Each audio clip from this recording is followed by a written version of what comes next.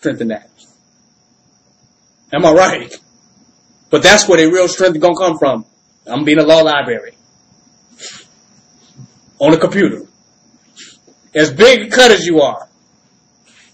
You can pull a truck by yourself, but your real strength is going to fucking law library. Well, you should have did that anyway. You should have did that anyway, right? You should have built up the strength there then.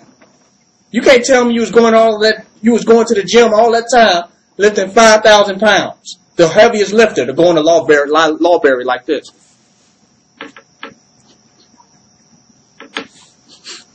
What's the logic? That's not grown up. The childlike mind is, I'm going to get physical strength, and through physical strength, I'm going to beat the white man. Bullshit. No one physically strong human being is going to defeat the forces of white supremacy. But a strong physical, mental, and spiritual black supremacist social developed entity can defeat the white man. And you know why I threw social development in there? Because social development is your ability to organize and wake other people up to stand against the forces of white supremacy. So not only do you need physical development and strength, you need social development. Right? To go out and wake up and enlighten other people to become a strong force against white supremacy. And if you got all physical strength and all mental strength and all spiritual strength internally, but don't have any socially developed strength, you will still fail. Because you'll be by yourself. Without social development, you won't have. There will be no military. There will be no waking up of other people. Without the strength of social development. And that comes with all our networking and interfacing with people. We're building up social development skills. Because if we don't have that, how are we going to reach the people? Where are these people going to come from? But all our people are individually deep with no socially developed skills. That's the problem. We have to develop black supremacist social development skills. Got to grow up to realizing that. We can't just be in one area. We gotta have some balance in all areas and build this strength up on a daily basis, gradually. There will be no get quick, go to the gym solution for white supremacy. Do you know what I'm saying? Grow up.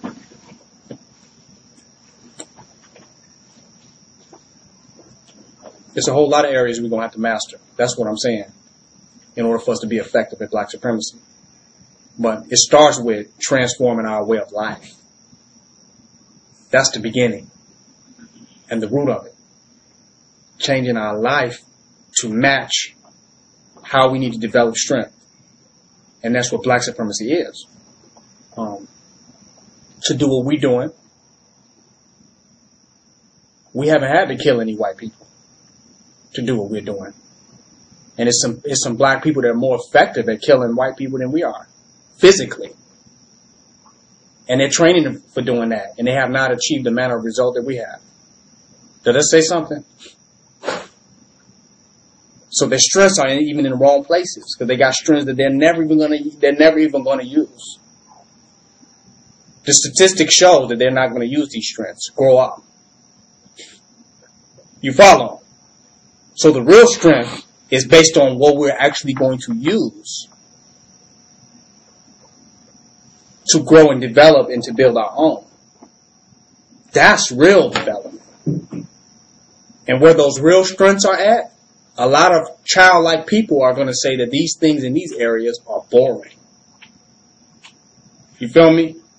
Because it's funner to kick a punching bag and to do this and do that. Stuff is fun and run through this obstacle course. Data entry is boring. You know, standing on security is boring. But how fit is the security guard at McDonald's? But it's effective in it. Do you feel me? We this big and solid and swole up, but we can't stand nowhere. It's not even effective for nothing. And a woman can guard a bank. Right? A woman that weighs 120 pounds is guarding a bank. What does that tell you? A person that can lift $5,000 pounds can't even take a bang. From a woman that's guarded bang. Do you hear me? It's not even realistic. It makes no damn sense.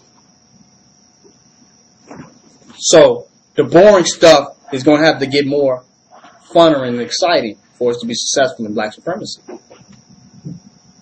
It's going to have to. That's a lot of data entry shit. That's a lot of networking stuff. That's a lot of security. That's a lot of maintenance. You know? That's a lot about maintaining the facilities that we have. That's the real work. And building and creating strength to be more effective in doing the work that leads to success. If you see somebody getting measured success, we should start building up the strengths in where they're having the success. Right? How can I be stronger in that? What will make me be better in that? Not, let me build up some strength somewhere else. People should come to this and say, how we succeeded. How can we succeed at this? I get with some brothers. I invest. Open-minded.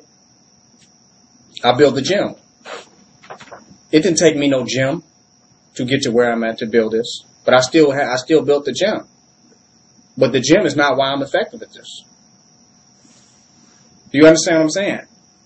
So people that come into this should ask this, where can I build up the strengths to be more effective at this? You don't have to reinvent the wheel. We're already free. This is already liberated. Do you see what I'm saying? We're already outside of the matrix and we're surviving. We're living outside of his world. We're establishing our own thing. This is clear. It's uncontested if you all see it. Now the question people should ask is, how do I build up the strengths and where this is effective at? Because if I do that, then it's going to be stronger and then it's going to be greater. But they say, no, how do I reinvent the wheel? How do I innovate and add something to this that ain't even in this? And they get mad when we say, well, we really don't need that because this had been working successfully without that. And then what we tell them would help us build up the strength in what it is. They say, I don't want to do that. Who wants to do that? Who needs that? How the hell you think we got to you? How the hell you think we're here right now? Do you see what I'm saying? Oh, that ain't important. How is that not important? If this is what has worked, if this is what have got us to where we're at right now. I mean, that's arrogant. That's arrogant. And they say, well, what I'm doing here, I could have did this at home. No, you couldn't. Because every day I'm learning something new in the way that I'm doing it. By constantly doing the same thing over and over again, the code is being cracked in me even more. So when I come amongst people that are cracking the code, and it's things that I can learn in that network and that mastermind that I would have never learned at home by myself. You feel me?